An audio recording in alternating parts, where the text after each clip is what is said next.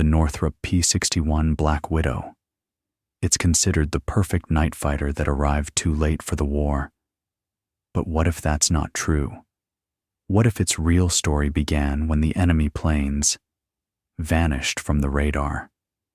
This was a machine where the genius of a Russian émigré defeated the laws of aerodynamics, a predator that had to hunt not bombers, but soulless cruise missiles, a killer that became a guardian angel for dying giants over the Pacific. We will tell the story of not just an airplane, but an idea made metal, which proves that when the war ends, the greatest enemy for the perfect killer becomes peace itself. August 1940. The air over London drones. But this is not the hum of factories or the noise of a big city. It is the low, vibrating sound of death coming from the sky. Every night, as soon as darkness covers the British Isles, Luftwaffe armadas sow fire and chaos with impunity. By day, brave pilots in Spitfires and Hurricanes are masters of the sky.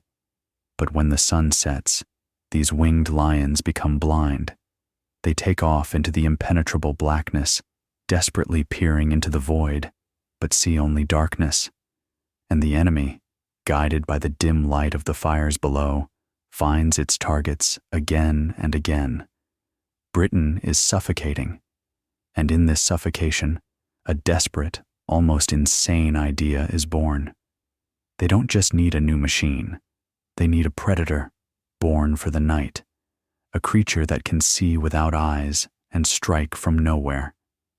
In the strictest secrecy, a delegation led by Sir Henry Tizard is sent across the stormy Atlantic. In their briefcases is not a plea for help, but a challenge. A technical specification for an aircraft that doesn't even exist in the imagination. They are asking the Americans to create a miracle for them. A high-altitude, high-speed interceptor capable of carrying a heavy, unprecedented device. A magic box that would become its eyes. An airborne radar. This cry for help crosses the ocean and finds a response where sun and ambition merge. In California, at the doorstep of a young but audacious company, Northrop. Its founder, Jack Northrop, a genius and a visionary, sees not a problem in the British specification, but an opportunity, a chance to create something absolute. His team works at a feverish pace, and on Christmas Eve, December 24th, 1940, as the world paused for the holiday, Northrop's engineers presented their answer to the military. It wasn't just blueprints. It was the sketch of a phantom predator, a twin-boom monster unlike any other plane in the world. In its nose, where other fighters had a beating heart of an engine, a space was reserved for a completely different organ, the all-seeing eye of a radar. Military officials look at the project with a mixture of amazement and disbelief. Too bold, too radical. But in Jack Northrop's eyes, a fire of confidence burns. He promises them not just a fighter, he promises them a master of the night, and they believe him.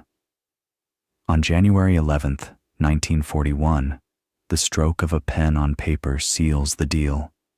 A contract for $1,367,000 is signed. It isn't just money. It is a bet on the genius of one man and on a technology that was ahead of its time.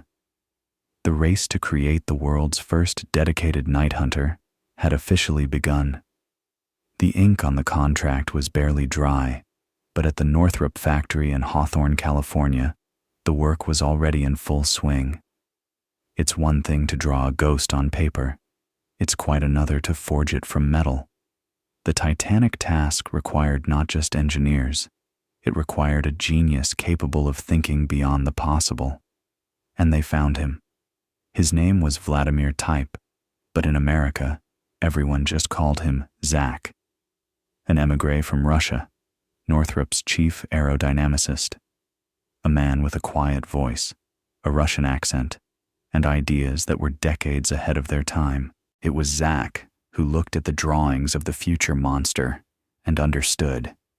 Conventional solutions would not work here. The problem was the wings. For the huge, heavy fighter to take off from short runways and maneuver at low speeds, it needed gigantic, powerful flaps. But the entire trailing edge of a traditional wing was occupied by ailerons, the surfaces responsible for rolling the aircraft. There was simply no room. It was a dead end, an engineering paradox. And then, an idea was born in Teep's mind, simple and insane at the same time. What if you get rid of the ailerons completely? It was a bold, almost heretical thought that would have made any classical aircraft designer think he was crazy. But in their place, Teep proposed using spoilerons, small plates on the upper surface of the wing. When the control wheel was turned, one of them would pop up, disrupting the airflow, spoiling the lift. The wing would drop, the plane would roll. The effect was the same as ailerons, but the price was brilliant simplicity. Now, the entire trailing edge of the wing was freed up for one purpose: to install the most effective slotted flaps the world had ever seen. The revolutionary solution from the Russian émigré gave the future Predator a cat-like grace, the ability to be swift in attack and docile on landing. Months turned into a year. In the workshops of Hawthorne, the skeleton of the first prototype, the XP-61, was growing. It was enormous. Next to it, regular fighters looked like dwarfs. In parallel, an invisible battle was being fought for its eyes. Initially, the plan was to install the SCR-520 radar in the nose, but its development was delayed. So another fateful decision was made. We won't wait.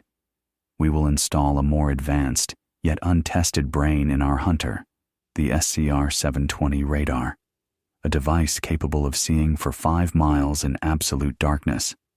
And then, on May 26, 1942, the day arrived. On the tarmac of Northrop Field, under the scorching California sun, stood a monster. Matte black, angular, it looked nothing like any other plane in the sky. It looked like a mistake of nature. An ace, test pilot Vance Breese climbed into the cockpit. He was alone against the unknown. Behind him were years of calculations, debates, and bold theories. Ahead of him was an empty sky and one question. Would this behemoth, born in the mind of the visionary Northrop and refined by the genius of a Russian aerodynamicist, actually fly? 2 18-cylinder Pratt & Whitney engines roared to life, shaking the ground. The machine slowly rolled down the runway, gaining speed. Faster, faster still. And just when it seemed this mountain of metal would never leave the concrete, it did. Lightly, almost gracefully. The XP-61 prototype was airborne. It flew. It worked. The audacious concept, born in the fire of the Battle of Britain, had taken on flesh and blood. The Black Predator had spread its steel wings. Now it had to learn how to kill. The first flight proved the main point. This behemoth, born from the genius of a Russian émigré, could fly.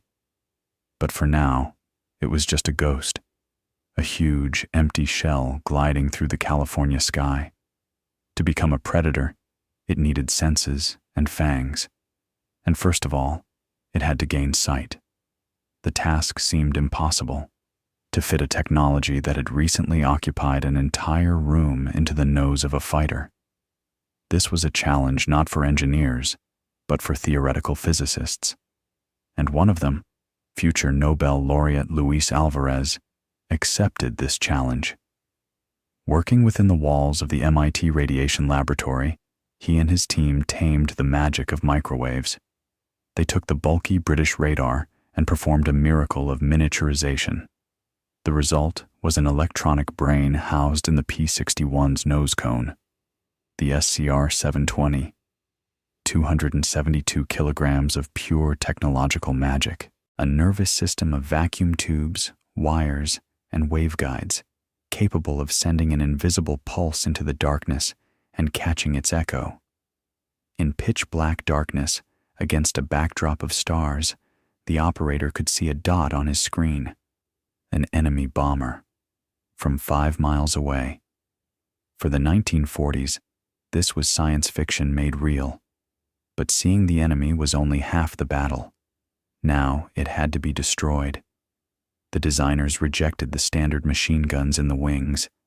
They wanted to concentrate all the fury in a single point. Under the belly of the aircraft, in a special gondola, they installed a battery of 4 20mm Hispano cannons. Not just cannons, 4 hammers, capable of tearing any bomber to shreds with one short, devastating burst. Their fire converged at a single point just in front of the plane's nose, leaving the enemy no chance. And above the fuselage rose a deadly dome, a technological masterpiece of its time. A remote-controlled turret with 4 heavy-caliber machine guns. In the rear of the spacious cockpit, in his own armored cocoon, sat the 3rd crew member, the gunner. Using a gyroscopic sight, he could rotate this turret 360 degrees, showering with lead anyone who dared to get on the Widow's tail: the pilot, the radar operator, and the gunner. A triumvirate, enclosed in a spacious armored capsule, where each had his own role in a deadly nocturnal ballet. But the reality of war always makes its own adjustments. This brilliant turret proved to be too complex, too heavy. And on the front lines, where every pound of weight and every hour of a mechanic's time counted, the squadrons began to do the unthinkable. They simply removed it. With their own hands, pilots and technicians were stripping the Predator of its defensive sting. And something paradoxical happened. Lighter and faster, the P-61 didn't become weaker. It evolved. It shed its skin, transforming from a universal defender into a pure, ruthless killer, aimed only forward. Now this engineering masterpiece was fully ready. Its eyes could see in the dark. Its fangs were sharpened. It had been battle-tested not in the sky, but in the hands of those who would lead it into combat. The Black Widow was forged. All that remained was to let it hunt. In the spring of '44, a new sound burst into the damp air of Yorkshire, England. The heavy bass rumble of 2 double Wasp engines. The first P-61s, disassembled and packed like precious jewels, had crossed the Atlantic and were now taking their formidable shape at RAF Scorton. The 422nd and 425th Night Fighter Squadrons finally had their beast. But there was no hunt. The sky over the English Channel was empty. Luftwaffe pilots, exhausted by daylight battles, rarely ventured out on night raids. The Black Widow crews patrolled the void for weeks, their advanced radars scanning only clouds and ghostly interference. This engineering masterpiece, created for deadly duels in the dark, was rusting from inaction. It seemed the war had forgotten about it, but war never forgets. It just changes the rules. On June 13, 1944, a new weapon of the Third Reich was unleashed upon London. A weapon with no pilot, no fear, no soul. The V-1, a flying bomb, traveling at a few hundred meters altitude at the speed of a fighter. Its primitive pulse jet engine made a sound that Londoners nicknamed the buzz bomb, a sound that made the blood run cold. It flew, it buzzed, and then there was silence. And that silence was the most terrifying part. It meant only one thing. The bomb was falling. It was this soulless swarm of motorized death that became the first real target for the Black Widow, a task for which it had never been prepared. To intercept a small, fast, low-flying object in complete darkness. The night of July 16th, Lieutenant Hermann Ernst holds the controls. His partner, Lieutenant Edward Kopsel, stares into the green eye of the oscilloscope. And there it is, a tiny, barely visible blip. The target is moving fast. Too fast for a bomber. They move to intercept. After several minutes of tense approach, Ernst sees it with his own eyes, a fiery tail cutting through the darkness, a cigar with short wings, carrying a ton of explosives. He gets on its tail, places his fingers on the trigger of the 4 20mm cannons, and freezes. The distance is 100 meters. If he fires and the warhead detonates, the blast wave will tear his own plane to pieces. It's a trap, a stalemate. And then, an insane, brilliant idea is born in one of the pilot's minds, a plan not found in any manual. Don't shoot, deceive. Use not the weapon, but the air itself as a weapon. Ernst carefully brings his P-61 under the V-1's left wing, so close it seems they're about to collide. He slowly raises his own wing, creating a high-pressure zone over the missile's wing. The jet wash from his right engine hits the V-1's aerodynamic surfaces. The toy-like plane, devoid of its own mind, loses its balance. It stumbles on the air created by the Widow, loses control, and tumbling, it plunges towards the ground. A second later, a silent flash illuminates the horizon. The first victory, without a single shot fired. The tactic was perfected. The Black Widows became the most effective hunters of the buzz bombs. But then a strange problem emerged. The perfect black glossy paint, which was supposed to make the plane invisible, did the opposite in the moonlight. It reflected light, turning the Predator into a visible target against the clouds. The planes had to be hastily repainted in standard olive drab and gray camouflage. The irony of war. To hide better in the night, the Black Widow had to give up its black color. And then came winter. December of '44. The Ardennes, Hitler's last desperate gamble. The Battle of the Bulge. German tank columns, taking advantage of the bad weather, moved along snow-covered roads under the cover of night. And here, the Black Widow changed its nature again. From a high-altitude interceptor, it became a ruthless night-ground attack aircraft. Now its radar searched not for planes in the sky, but for concentrations of metal on the ground. Upon finding a column, the P-61 would dive out of the darkness. The 4 cannons, designed to destroy bombers, would unleash a lead storm on trucks, armored personnel carriers, and fuel tankers. For the German soldiers, confident in their safety under the cover of night, it was hell descending from the heavens. A ghost that couldn't be seen. A strike that couldn't be dodged. The Black Widow proved it wasn't just a fighter. It was the absolute master of the night, capable of changing its fangs depending on the prey. Europe, with its fogs and icy altitudes, was left behind. The war shifted to the other side of the world, and in June of '44, the salty, humid air of the Pacific welcomed a new guest. The first P-61 landed on the hot runway of Saipan Island. A new ocean demanded new habits from the Predator.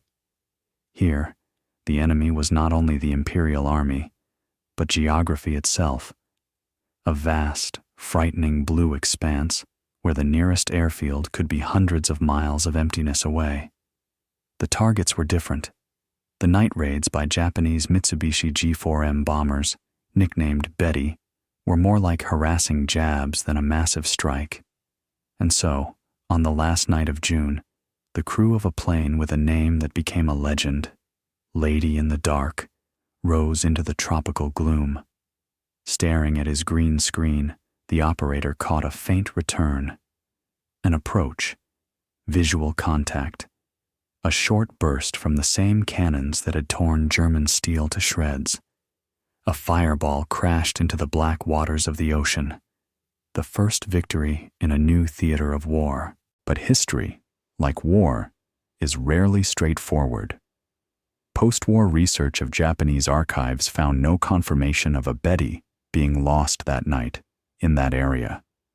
Was it a real victory, or just a ghost on a radar screen, born of humid air and nervous tension? We will never know for sure. But for the pilots of the 6th Squadron, it was a sign. The predator had arrived, and it was hungry.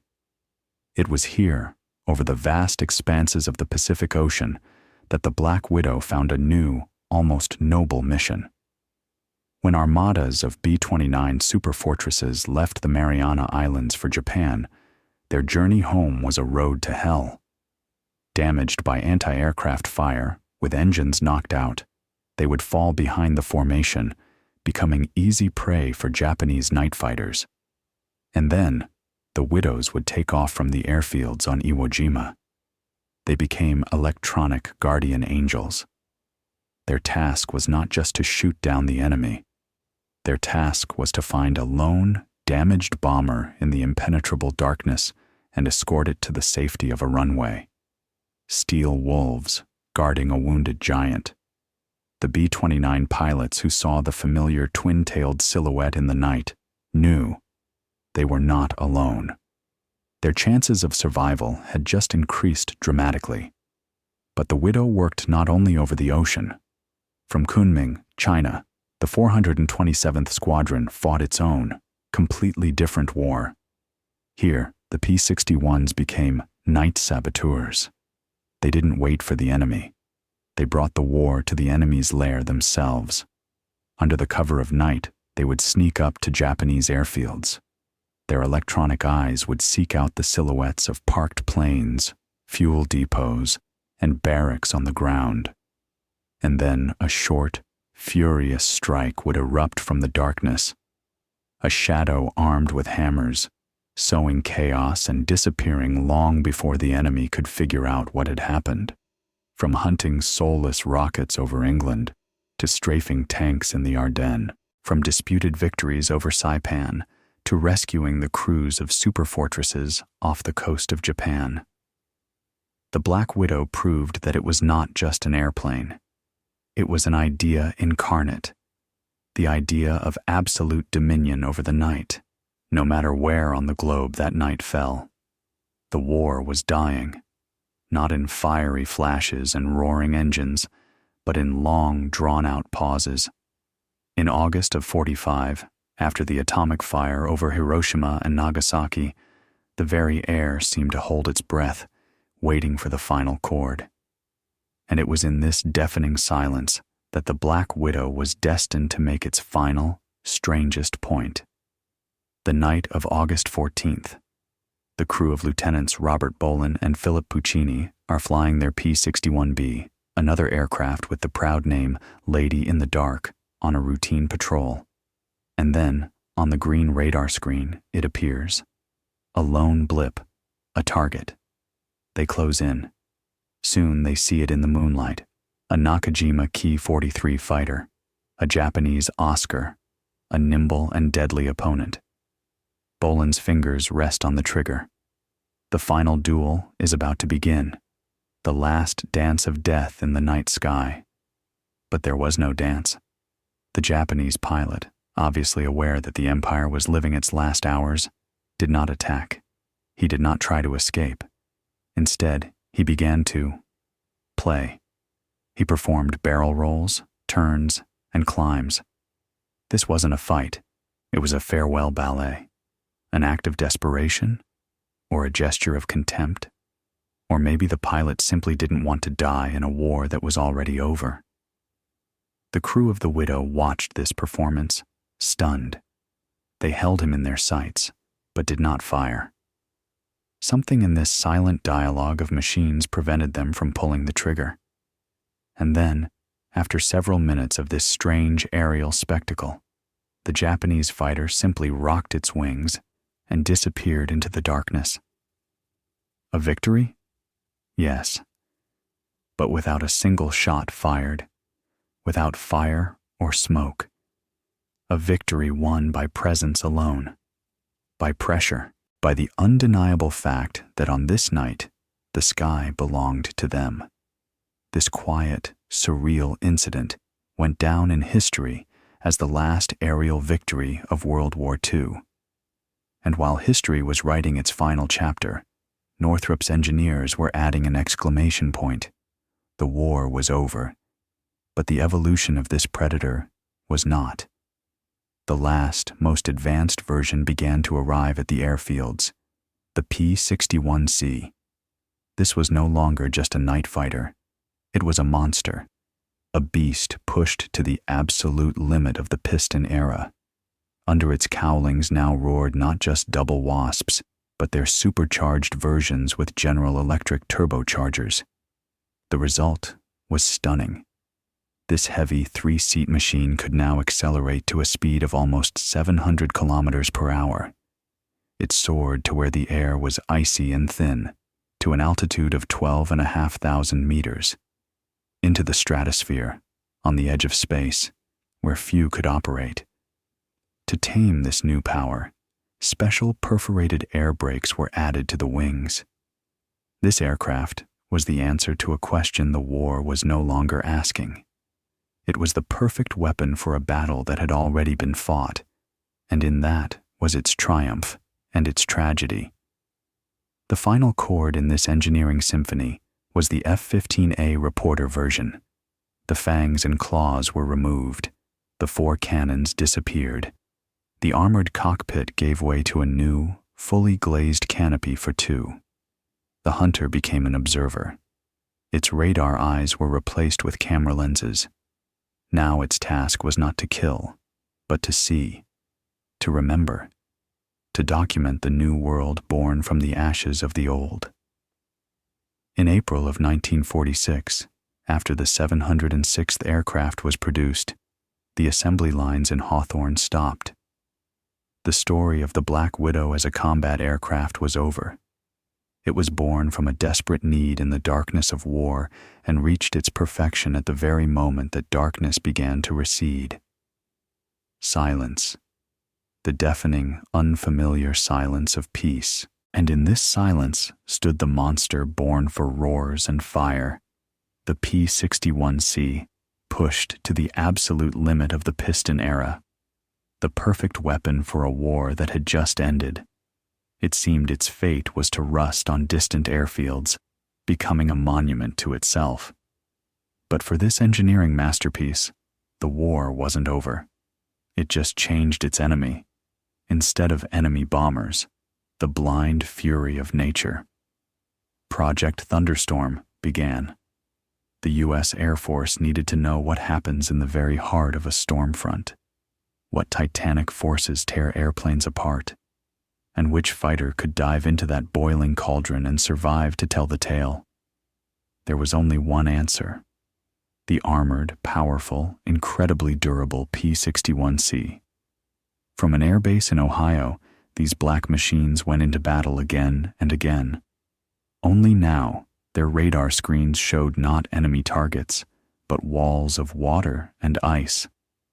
They plunged into the epicenter of the storm, into a place where lightning struck the wings directly, and updrafts tossed the multi-ton machine around like a toy. More than 1,300 times, the Black Widows voluntarily flew into hell so their scientific instruments could record every impact, every drop in pressure, every discharge of static electricity. The hunter of men became a tamer of storms. But even a war like this has an end. When science got its data, a true calm fell for the Widow. In 1948, as part of an Air Force reform, it was redesignated from P for pursuit to F for fighter. The F-61, a paper formality in the face of oblivion.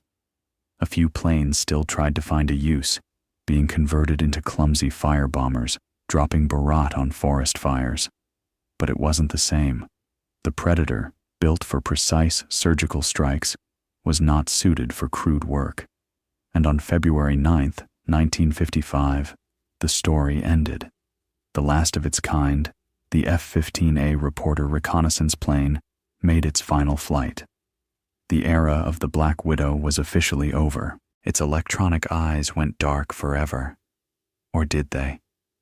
The stories of great machines don't end with their retirement. They become legends. And today, to touch this legend, you have to take a journey.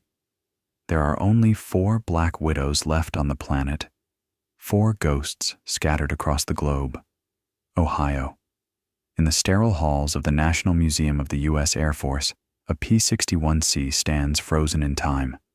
Perfect, polished, but lifeless. A monument. Beijing, thousands of miles from home, in the China Aviation Museum, stands another. A relic of a forgotten alliance, which survived a revolution and a Cold War to silently gaze upon visitors from the other side of the planet. Virginia. In the vaults of the Smithsonian Institution, another example awaits its turn. Disassembled, sheltered from time, a ghost awaiting restoration. But there is a 4th point on the map, a place where the heart of the legend beats. Reading, Pennsylvania, the Mid-Atlantic Air Museum.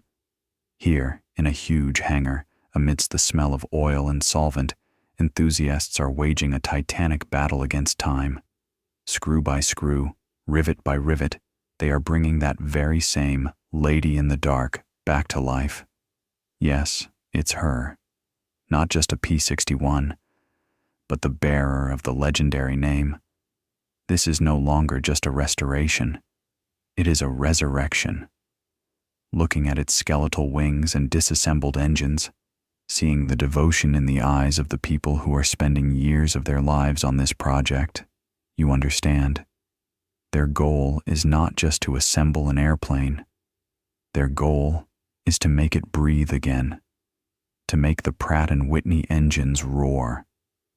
They believe that one day, this perfect night killer, which became a scientist, will once again take to the sky. And the main question that hangs in the hope-filled air of this hangar is a question for all of us. Can this shadow, born in the darkness of war, spread its wings again under a peaceful sky? The story of the Black Widow is not just the tale of an airplane. It is a parable of how a desperate need gives birth to a genius capable of forging an absolute predator from metal to conquer the darkness.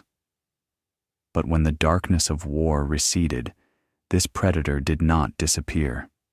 It transformed, first becoming an instrument of knowledge and then a symbol of memory.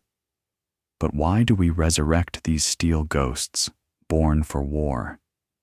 Is it simply to admire their engineering perfection, or to remind ourselves that the most fearsome weapon is merely a shadow cast by the light of human will? This story is over, but the dialogue is just beginning. Share in the comments what the Black Widow means to you. And if you, like us, believe that a piece of the human soul lives in every machine, support us with a like and a subscription so we can continue to tell these stories.